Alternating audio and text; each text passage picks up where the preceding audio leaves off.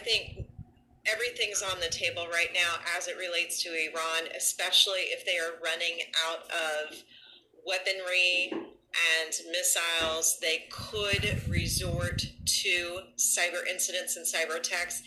Even if it's not the Iranian government themselves, there are Iranian sympathizers around the world, and they're very good at rallying sort of cyber mercenaries for their cause.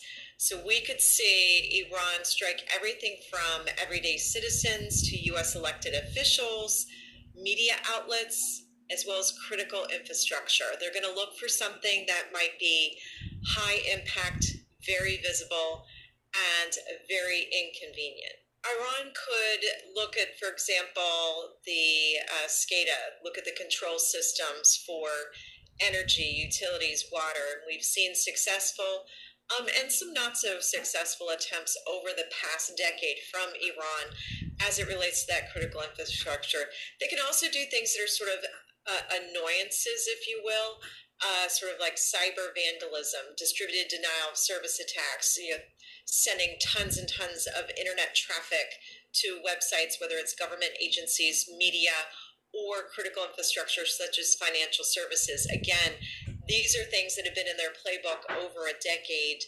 The question will be, when they decide to do this, how successful will they be, and will we be prepared?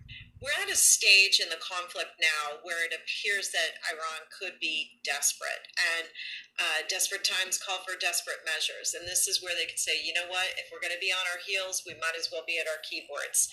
And that's when they could successfully launch attacks.